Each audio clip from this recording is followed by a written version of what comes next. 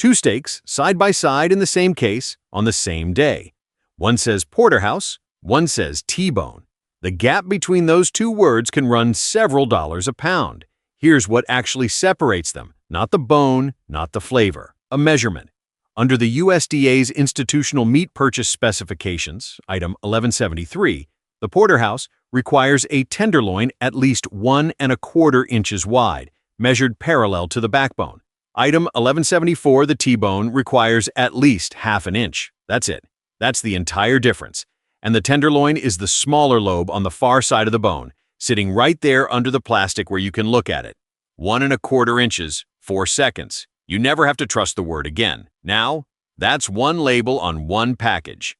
There are 7 more claims sitting on the beef in front of you right now, carrying a price and meaning far less than you think.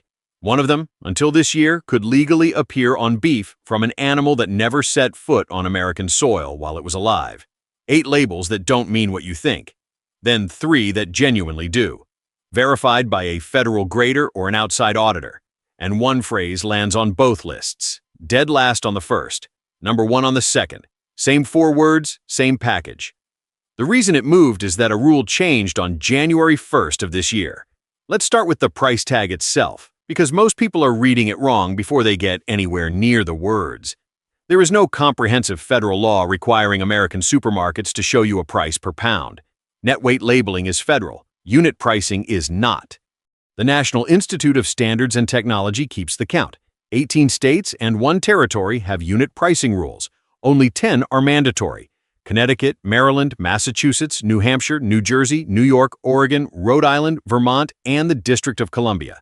33 states have nothing. So on a random weight package, there are 2 numbers nowhere near each other. Price per pound and total price of the package. 2½ pounds at $8 a pound is a $20 package. Read the wrong one and your sense of what beef costs is off by a factor of 3. Your anchor. Bureau of Labor Statistics data. Put all uncooked beef steaks at $12.88 a pound in June of 2026. Ground beef, $6.83. Your store won't match that for a real reason. As of May, BLS showed the West highest for sirloin and chuck roast, the Northeast highest for ground beef, and the South the only region with published data for round steak at all. So when one person says top sirloin is $12 and another says $19, both are usually telling the truth about the store they're standing in. Yeah, done. Number 8. The word Angus. Look at a package with Angus on the front, next to an identical package without it, $1 or $2 cheaper. Here's what that word certifies. Under the USDA Agricultural Marketing Service specification for Angus programs based on appearance, the animal's main body must be predominantly, meaning 51%, solid black. No other color behind the shoulder, above the flanks, or breaking the midline. 51% black hide. That's the test. Not marbling, not tenderness, not age, not one thing you can taste. And the organization that owns the real program says so plainly. There are roughly 160 USDA certified programs, and more than 81 of them are Angus programs. Their own guidance. You may see Angus at Walmart or McDonald's, but that is not the certified Angus beef brand. 81 Angus programs. One word, one shopper. Number 7. The name of the cut itself. Pick up a flat iron. You'd assume butchers have called it that for a century. They haven't. In the late 1990s, the industry had a problem. Research funded by the Beef Checkoff, run by Chris Calkins at the University of Nebraska-Lincoln with the University of Florida, laid it out. Over 5 years, the value of the loin and the rib held steady. Over the same 5 years, the chuck and the round dropped 25%. A quarter of the value, gone, off 2 whole sections of the animal. So, they went looking. More than 5,500 muscle samples, 39 muscles profiled, roughly 5 years and $1.5 million. Out came the flat iron, the Denver steak, the petite tender, the Sierra steak. Kroger pushed the flat iron into their stores, and by 2003 it was in 321 locations. None of that is dishonest, and the flat iron is a genuinely good piece of meat. But that name is the output of a project whose stated purpose was raising the value of the parts of the animal that had lost a quarter of their worth. In 2013, it went further. The industry retooled more than 350 cut names. Trevor Amen, Market Intelligence Director for the Beef Checkoff, gave the reason directly. Shoppers who saw a package labeled Butler Steak or Beef Shoulder Top Blade Steak Boneless Flat Iron walked away with an empty cart. The names changed. The meat didn't, and the retail naming system underneath it is voluntary, which is why the official guide notes top round is called inside round in some parts of the country, bottom round is outside round, and the tip is face, knuckle, or veiny. The shoulder clod is common in many areas, but the word clod isn't approved for a label at all. So if you've asked for a cut by name and gotten a blank stare, you weren't wrong, and neither was the butcher. The name is regional. The animal isn't. Number 6. Grass-fed, standing alone. On January 12, 2016, USDA's Agricultural Marketing Service withdrew the federal grass-fed marketing claim standard. The reason was jurisdictional. The agency concluded it had no express authority from Congress to define the term, so there is no single federal definition behind that word. The reaction from inside the industry was that grass-fed had always caused confusion, and now, with no common standard underneath it, consumers would find it increasingly difficult to trust the label. And here's the part I want you to sit with. On June 3, 2025, USDA's Food Safety and Inspection Service issued a public health alert for 1-pound packages of Organic Rancher organic ground beef, 85% lean, distributed to Whole Foods Market locations nationwide. The reason was possible contamination with E. coli 0157H7, and the establishment itself notified FSIS that it had shipped product that tested positive. Look at that package the way a shopper does. Organic, Whole Foods. Every signal says careful, premium, better. That's not an argument against organic or against Whole Foods. It's an argument against the assumption holding up the whole shelf, that a higher price and a better sounding label are the same thing as a safer product. They are separate things. Number 5. The color of the meat. Why is the beef in a sealed tray such a perfect uniform red? Part of the answer is a gas. The FDA has granted carbon monoxide, generally recognized as safe status, in meat packaging at concentrations not above 0.4%. Carbon monoxide binds with myoglobin, the pigment in the meat, and forms carboxymyoglobin, a bright, stable red. The European Union banned the practice entirely. The objection isn't poison. It's what the color tells you. The Consumer Federation of America and the group Safe Tables. Our priority put it to the FDA directly. The artificial color has been found to last beyond the point of spoilage, masking the true freshness of the meat. The FDA requires no disclosure on the label. By industry estimate, up to 60% of meat sold was already case-ready. And Tyson Foods reported its case-ready ground beef portfolio grew from 3% in 2018 to 85% in 2022. 3 to 85 in 4 years. So the practical rule, color is not a freshness test anymore. Not in a sealed tray. Use the date. Use the smell when you open it. Don't use your eyes on the red. Number 4. Contains a percentage of solution. According to USDA figures, roughly 15% of beef is injected with a liquid solution before sale, usually something high in sodium. The disclosure rule is real. On December 31, 2014, FSIS finalized a requirement that the product name include the percentage of added solution and its ingredients in descending order by weight. Now, the part that isn't obvious. Under USDA labeling policy, the net weight includes all of the solution. You are buying the water, the salt, the phosphates, all of it is on the scale, and all of it is in that price per pound we just talked about. And it goes further. A product can say beef containing blank percent solution as long as beef is 51% or more of net weight.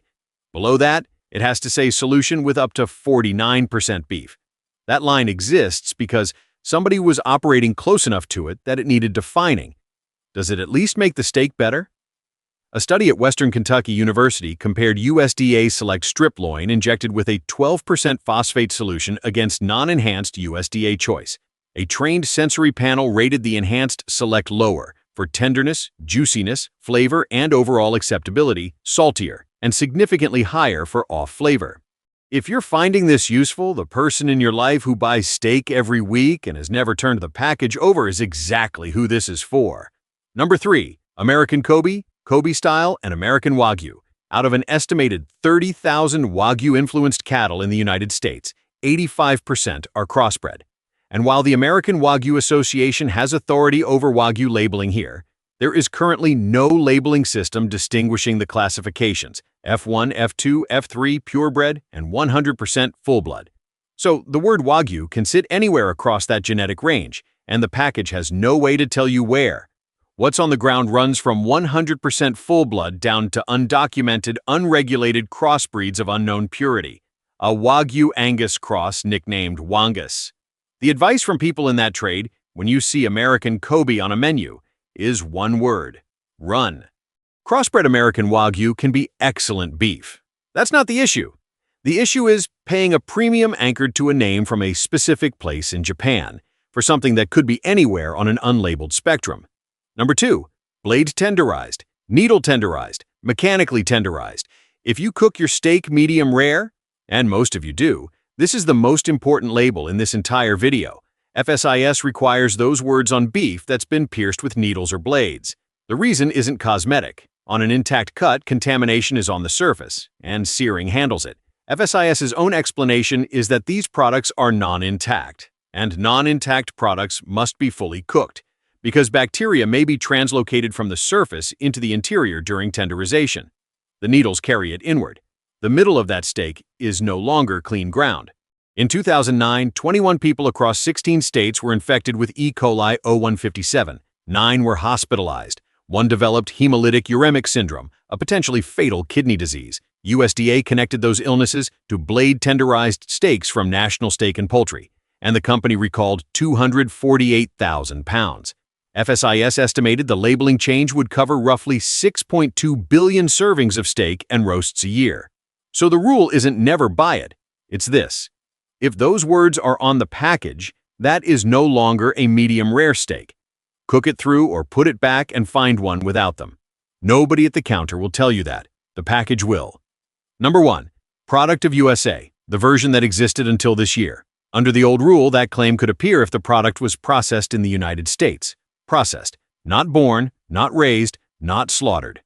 USDA's own account of the loophole: beef from cattle born, raised, and slaughtered in Brazil, then shipped here for processing, could bear the label product of USA, even though the animal never set foot on U.S. soil while it was alive, and FSIS measured how that landed. In a 2022 survey, 47% of shoppers incorrectly understood the label to mean the animal was born, raised, slaughtered, and processed here. Now, put that next to 2015. On December 18th, Congress repealed country of origin labeling for beef and pork, following a World Trade Organization arbitration decision 11 days earlier that authorized over $1 billion in retaliation by Canada and Mexico. The mandatory origin label came off. The voluntary one that stayed didn't require the animal to have lived here. And it isn't a small question. In 2026, roughly 17% of total U.S. beef supply is imported, an all-time high, about double the ratio of a few years ago. Brazil led the first quarter at 394 million pounds, Australia at 334 million. 52% of imports are trimmings, which means it flows into ground beef. Every other label on this list oversold something. This one could tell you the opposite of the truth about the question shoppers care most about. Remember it, it comes back. That's 8. If you're concluding nothing on the package can be trusted, that's wrong. Here are the 3 that hold up. Number 3, certified Angus beef, the exact 3 words, or the shield. This isn't a description, it's a verification, and the person doing it doesn't work for the packer. After the animal meets the live specification of a predominantly black hide, a USDA grader at the packing plant certifies it against 10 carcass specifications, and the filter is real. In 2021, about 36.8% of black-hided animals met those 10 specifications. Roughly 2/3 of the cattle eligible to have Angus printed on the package did not clear that bar. Same breed, same black hide. For context on the plain USDA shield, in the most recent fiscal year reported, 94% of steers and heifers commercially slaughtered were voluntarily graded. The shield being there isn't the signal. The shield being missing is 3 words or the logo. That's the whole test. Number 2, grass-fed with a third party behind it. When USDA withdrew the standard, it moved verification rather than deleting it, and nobody told shoppers where it went. Producers can get a grass-fed label approved through FSIS or through a third party. The recognized programs include American Grass-Fed, the Food Alliance, and Animal Welfare Approved, each with published standards, and grass-fed beef verified through the USDA Process Verified program still carries an objective industry-defined standard, published on the agency's own site. Same 2 words on the front. entirely different amount of evidence behind them. That's the pattern this whole video runs on. The claim isn't the thing. Who verified the claim is the thing. Before the number one spot, two things worth more than any label. First, what you do with a knife. In the USDA Agricultural Research Service protocol for measuring tenderness, samples are taken parallel to the muscle fibers and sheared across them. The measuring instrument itself cuts across the grain. Cutting parallel leaves long fibers, and long fibers are what make meat tough. But thickness changes the rule. In America's test kitchen testing, very thin slices showed virtually no difference by direction. At around half an inch, tasters clearly preferred the ones cut against the grain. Slice thin enough, and you buy a margin of error. And the grain doesn't run one direction through a whole piece. A tri-tip has two sections where it changes. Research on the strip loin, with J. Chance Brooks among the authors, found front-end steaks were typically more tender than the back, and the muscle fiber angle shifted between the 7th and 8th steak. So, when an old meat cutter tells you to turn the piece and cut at an angle, and a cookbook says cut straight across, they're describing the same correct outcome. Cut perpendicular to the fibers. Because the angle changes, that often doesn't look perpendicular to the edge of the steak. Look at the lines in the meat, not the edge of the board. Second, where the money is. Take a 1,300-pound steer, choice, yield grade 3, dressing at 62%. The entire rib primal, every ribeye in America, weighs 72.5 pounds. 9% of the carcass, 9%. That's the whole supply, and every ribeye price follows from it. Buying the subprimal instead of cut steaks generally saves $2 to $5 a pound. One worked example, a whole rib at $14.99 a pound, just under $270, yielded 6 ribeyes, a bone-in rib roast, and a boneless ribeye roll, about 17 pounds of usable meat after trimming. Roughly $16 a pound against $21.44 for cut steaks at Publix. And if there's nobody behind the counter who can do that for you anymore, that's structural. The Bureau of Labor Statistics attributed the decline in retail butchers to processing moving out of supermarket meat departments into packing plants and to case-ready. A packaging executive put it plainly, a stockboy can put unit packs on display without ever needing a butcher. The skill didn't disappear. It moved. If you want it, it lives in your kitchen now. Number 1. Product of USA. The version that took effect this year. Same 4 words, bottom of one list, top of the other. Under the USDA final rule, that claim can now be used only when the animal was born, raised, slaughtered, and processed in the United States. All 4, all here. Announced in March of 2024 with a label compliance date of January 1st, 2026.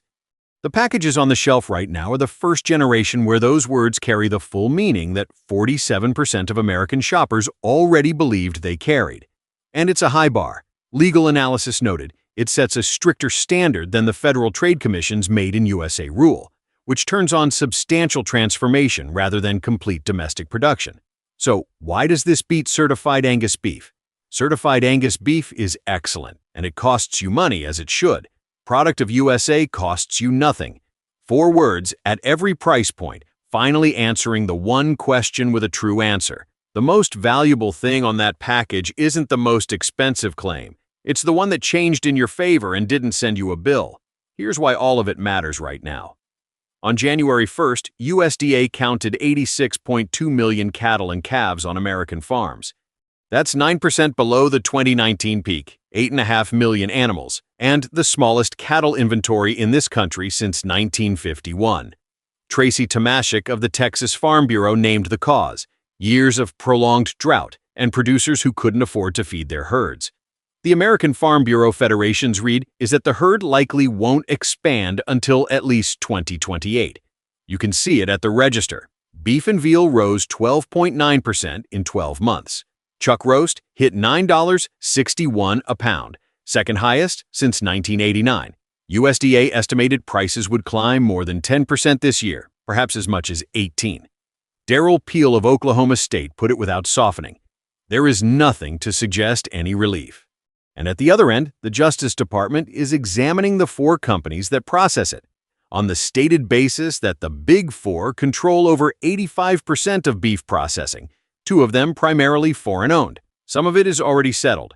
Tyson at $55 million, Cargill at $32.5 million, JBS at a combined 163 million.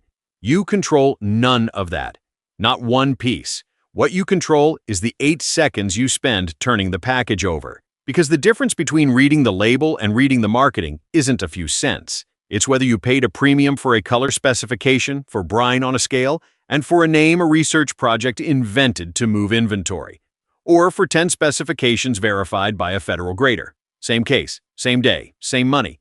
The most expensive package on that shelf is not the best one. The one that tells you the truth is.